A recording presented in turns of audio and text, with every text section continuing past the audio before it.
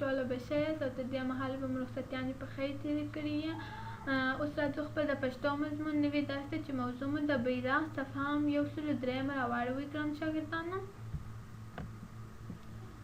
بسم الله الرحمن الرحیم. په خپل درس باندې شروع کوو. زموږ د نن ورځې درس بیرغ دی. په دې درس کې موږ وایو چې زموږ بیرغ سره کوم شکل لري، څو رنګونه لري او زموږ بیرغ د څه شي نښه ده. بسم الله الرحمن الرحیم. شروع کوو خپل په درس باندې. بیرغ. زموږ بیرغ درې رنګونه لري. زموږ بیرغ درې رنګونه لري: تور، سور او زرغون. زموږ بیرغ درې رنګونه لري: تور، سور او زرغون. تور، سور او زرغون. یو وارې بیا تکراروم ګرانو شاګردانو، تاسو ښه غوږ ورته ونیسئ. زموږ بیرغ درې رنګونه لري: تور، سور او زرغون. بلې لیکې ته راځو. بیرغ زموږ د ملي یووالي نښه ده. بیرغ زموږ د ملي یووالي نښه ده. یو وارې بیا تکراروم ګرانو شاګردانو. بیرغ زموږ د ملي یووالي نښه ده. اوس یې له سر څخه وایم ګرانو شاګردانو، تاسو ښه غوږ ته ونیسئ چې زه کله وایم په ما پسې تکراروئ. سمه ده. زموږ بیرغ درې رنګونه لري: تور، سور او زرغون.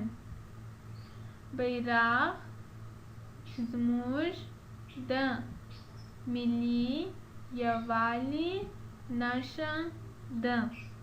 بیرغ زموږ د ملي یووالي نښه ده. ګرانو شاګردانو، تاسو په د عکس کې وګورئ چې دا څه دی. دا بیرغ دی. د کوم ځای بیرغ دی؟ زموږ د هېواد یا د افغانستان بیرغ دی. او تاسو دلته وګورئ یووالی. یووالی څه معنا لري؟ ملي یووالی. ملي یووالی چې د یو هېواد خلک ټوله سره یو لاس یو موټی هغه ته څه وایي؟ ملي یووالی وایي. یعنې په هر ځای کې خلک ژوند کوي، په یو ځای کې د یو هېواد یو کوچنی ځای، یو کلی، هر ځای چې یې هلته چې څوک خلک ټوله سره یو ځای په اتفاق کې یې ټوله سره په یوه لاس په اتحاد یې، نو هغه ته څه وایي؟ یووالی یا ملي یووالی وایي. نو زموږ بیرغ د څه شي نښه ده؟ د ملي یووالي نښه ده. دا اوس راځو په دې درس کې دا هم تاسو وینئ چې دا هم څه شی دی ګرانو شاګردانو؟ زموږ بیرغ د یوه او څو رنګه لري. تاسو خو معلومیږي چې درې رنګه لري او ستاسو دا هم د یوه. اولین رنګ یې څه دی؟ تاسو خو در معلومیږي چې تور د یوه ګرانو شاګردانو. دوهم څه دی؟ دوهم هم سور دی. او دریم رنګ څه دی؟ زرغون دی. چې په دې باندې تاسو پوهیږئ. او ګرانو شاګردانو چې زموږ هېواد یا د افغانستان بیرغ چې دی درې رنګونه لري: تور، سور، زرغون. او د بیرغ نښه مو څه شي ده؟ د څه شي نښه مو د زموږ هېواد؟ زموږ د بیرغ د هېواد بیرغ دا چې دی د ملي یووالي نښه ده.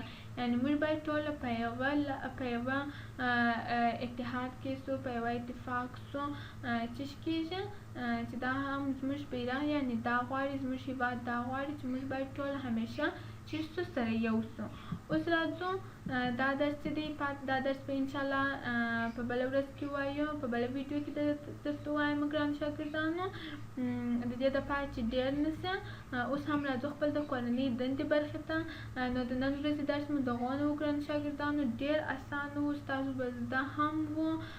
څو پلای تکرار کې بیا هم څه مو زده سي. اوس راځو کورنۍ دنده. په کورنۍ دنده کې اوله کورنۍ دنده تاسو دا لرئ چې د افغانستان بیرغ رسم او د رنګونو نومونه یې ولیکئ.